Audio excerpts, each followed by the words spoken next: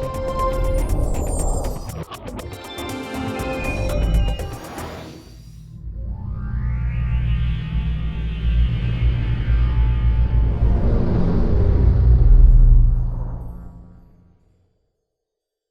and welcome to the OXM Report. My name's Matt Lees from Official Xbox Magazine, and today we're talking to a bit of a legend. It's Todd McFarlane, the guy who created Spawn and made loads of toys.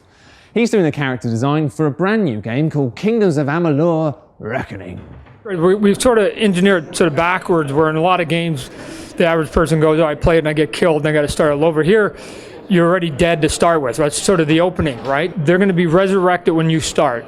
Depending on who you choose and how you choose to play the game, your results are actually going to be different than if you had actually picked another character. So the playability of it shifts somewhat. So that at the end of it, after playing and sort of finishing your quest, if you sort of start it all over again and pick another character with a blank slate and decide to go off in a different direction, the game will actually play different. But also the simplicity of it on the handheld, we didn't want to make it sort of a complicated way to actually play the game, because that's not what role players really want to do with their game. In terms of combat, it really feels a lot like what Fable 3, what a lot of people wanted Fable 3 to be. It's kind of quite simple but quite easy to get into. There's something that's sort of refreshing about sort of going and taking all the things that we like in RPG games, bringing them forward in a more modern fashion, but just keeping it simple a little bit. I mean, because really one of the things that you're going to end up with is if you frustrate people, and you can get too smart for your own good when you're developing.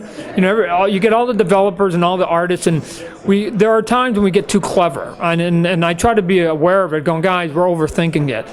That what we want to just give is an enjoyable sort of experience to the player, that they just go at the end of it, really in its simplest form, that was just cool as hell, right?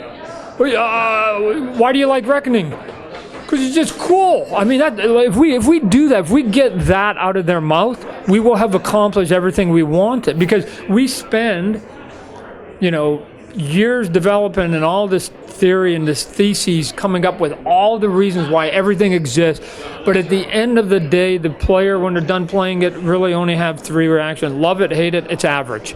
That's it. That's all they come away with, right? So we have to distill all that information into, we just need to get one of those three emotions, and we hope the emotion is just cool. And especially like character design, obviously that's been something that's been pretty central to your career, right, for a long time. I mean, what's it been like to kind of come into something that is kind of fantasy based and is maybe kind of a genre and an area that's been done like many times? You've had Lord of the Rings and all this.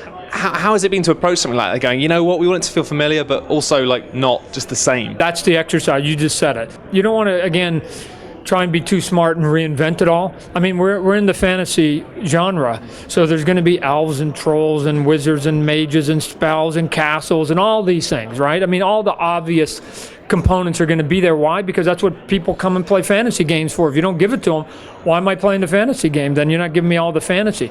So now the question becomes, how can we just make those pieces just a little bit sexier or a little more intriguing than what they're used to before? And it comes in different ways, right? It might not be that the look of the character is any different. Oh, he's got pointy ears and he's got white skin. Okay, I've seen it. But maybe the garb that they wear, or the way that they act, or even the way they cast a spell, just seems, you just go, wow, look at that. That was pretty cool. And you hit the button again, and you make them do it a second or third time because it's just sort of interesting. You can get that value out of them in a sliver of who they are as a character. Here's how I used to explain it to my guys, and I don't know if this will make sense here in the UK. So we have a brand of car that's called a Cadillac. And in the US, a Cadillac was like grandpa's car.